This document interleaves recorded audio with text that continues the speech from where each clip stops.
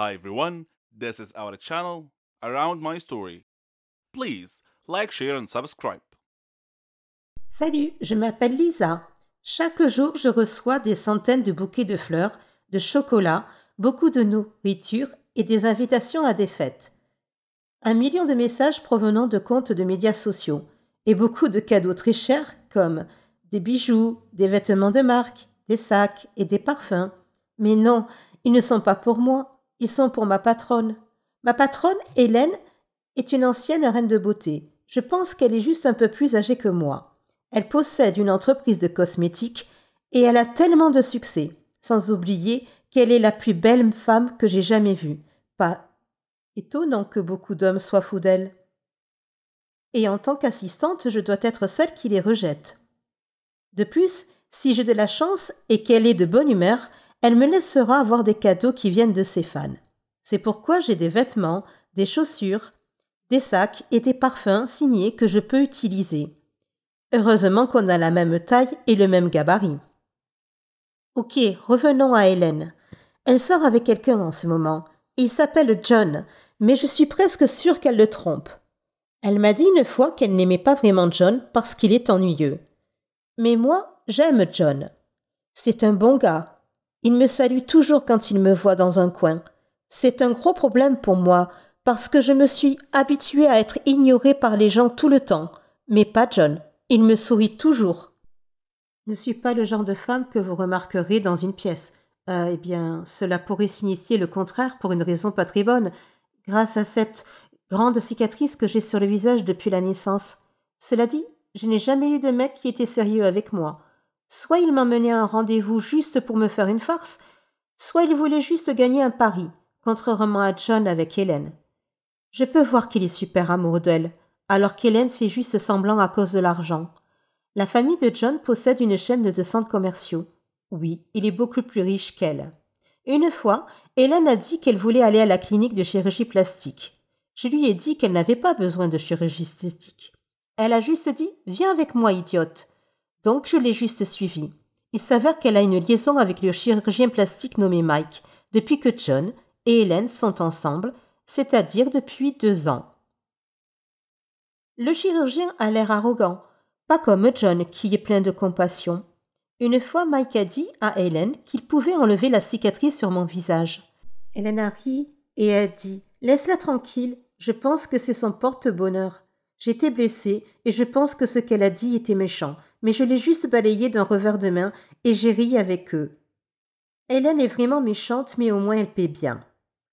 Sans elle, la vie de ma mère n'aurait pas été prolongée. J'avais besoin de beaucoup d'argent pour son opération il y a quelques années. Hélène m'a aidée à traverser tout ça. D'un autre côté, je dois dire que ma vie est un enfer parce qu'Hélène ne connaît rien en termes d'organisation. Et je crois que je suis la seule raison pour laquelle sa société est toujours en activité. Je ne veux pas me vanter, mais je pense que 80% de la raison de son succès est due à moi. 20% sont dus à sa beauté. Mais bien sûr, personne ne le sait, sauf elle et moi. Hélène dit que je lui dois la vie. Elle dit toujours que si j'ose la quitter, il y aura une autre cicatrice sur mon visage, ce qui est vraiment méchant. Mais je ne la déteste pas. En fait, j'ai appris à l'aimer. Et je reconnais que j'ai une vie formidable grâce à elle. Elle m'a laissé vivre dans la maison qu'elle a achetée. Elle m'a donné une voiture. Elle me donne toujours de belles choses. Que puis-je demander de plus, n'est-ce pas? Puis un jour, John m'a dit qu'il avait l'intention de demander Hélène en mariage. Je me suis inquiétée et pour être honnête, je n'étais pas vraiment heureuse de savoir ça. Je veux dire à John qu'Hélène ne ressent pas la même chose pour lui. Mais elle dirait probablement que c'est faux. Et même si jamais elle disait que c'était vrai, je sais qu'elle en a seulement après son argent. Je me suis soudainement sentie triste. Comme j'aimerais qu'un homme comme lui vienne à m'aimer. Lisa, veux-tu... Mes yeux sont devenus si grands que j'ai cru qu'il allait me demander en mariage. Peux-tu m'aider à préparer ma demande en mariage, a dit John. Oh, bien sûr, ça me ferait plaisir, John. Il m'a juste souri. Cet homme est vraiment simple et a les pieds sur terre. Alors, je l'ai aidé à planifier la demande en mariage, même si je sais que ce ne serait pas une très bonne idée. Je ne sais pas combien de fois j'ai envisagé de lui dire la vérité, qu'Hélène le trompe. Mais je ne pense pas que ce soit mon rôle. Je ne devrais pas me mêler de leur vie. Mais est-ce que je fais bien? Est-ce que je laisserai vraiment cet homme épouser une femme qui ne l'aime pas vraiment? John mérite plus qu'Hélène. En fait, il mérite quelqu'un comme moi. Quelqu'un qui sera là pour lui et prendra soin de lui pour toujours. Oh que je suis bête. À quoi je pense? Mais sérieusement, je dois faire quelque chose. Alors, j'ai décidé d'essayer de voir quelle serait la réaction d'Hélène. Quand je lui ai demandé « Et si John te demandait un jour en mariage ?» Elle a juste dit « Vraiment? Ce serait génial. » Son plan est de se marier avec lui, d'obtenir la moitié de ses milliards, puis de divorcer. Quel plan sournois. Je ne veux pas que ça arrive. Mike non plus. Une fois, lors d'un événement, Mike et moi avons eu l'occasion de parler et il a dit qu'il aimerait me rencontrer à son bureau le samedi à 9h. Donc, j'y suis allée. Mike m'a fait une offre très tentante, mais que j'ai dû refuser pour de nombreuses raisons. Il veut que je fasse semblant d'être Hélène. Il a dit qu'il allait arranger mon visage et être Hélène pendant 6 mois. Pourquoi? Je lui ai demandé pourquoi je devais faire semblant d'être Hélène pendant 6 mois. Cela n'a aucun sens. J'ai demandé à Hélène et j'ai appris la vérité. Hélène est enceinte. Elle est enceinte du bébé de Mike et son ventre se voit déjà. Elle ne veut pas que ses plans soient ruinés. Donc le plan est le suivant. Elle voudrait que je fasse semblant d'être elle pendant qu'elle et Mike partent loin d'ici pour donner naissance à leur bébé tranquillement. Ils ne veulent pas que John le sache, car alors les fiançailles n'auraient pas lieu. Mais j'ai dit à John de le reporter. Je ne peux pas le faire. Mon esprit prend le meilleur de moi. Je viens de dire à John que ce n'est pas le meilleur moment pour faire la demande parce qu'Hélène n'est pas dans une très bonne situation. Quand Hélène l'a appris, elle s'est mise en colère. Elle m'a jeté hors de la maison qu'elle m'avait donnée. Elle a repris la voiture et les affaires qu'elle m'avait données. Mais je sais que les choses vont s'améliorer. J'ai des économies et je pourrai les utiliser pour reconstruire ma vie. Je pourrai trouver un nouvel appartement, je pourrai acheter une voiture bon marché et quelques vêtements et sacs bon marché. Je me suis motivée et je me suis dit plusieurs fois que tout irait bien. Contre un type nommé Alan, mon voisin d'à côté. Il a été gentil et nous sommes sortis ensemble plusieurs fois déjà. Je pense qu'il m'aime bien. Il était temps que j'aie un petit ami. John me manque cependant. Il m'appelle tout le temps, mais je ne peux plus avoir aucun lien avec Hélène et son esprit malade, alors je ne réponds pas à ses appels.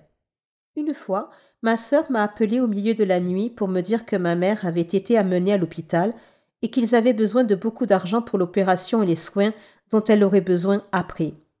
Alors j'ai couru à la banque avec Alan et j'ai retiré tout l'argent qu'il me restait, ce qui n'est pas assez sous le lit, et seul Alan sait où je l'ai mis. Cette nuit-là, Alan a décidé de rester pour la nuit. Il a passé la nuit et quelque chose d'intime s'est produit. Je me suis réveillée avec un sourire sur mon visage qui a rapidement été remplacé par des larmes. Alan est parti avec tout l'argent. Il a aussi pris tous mes bijoux, mon portefeuille et mon téléphone portable. Désespérée que je suis allée au bureau de Mike. Je lui ai dit, ainsi qu'à Hélène, que je suis vraiment désolée de m'être enfuie. Je leur ai dit que j'avais vraiment besoin d'argent parce que ma mère est à nouveau malade et que c'est pire que jamais.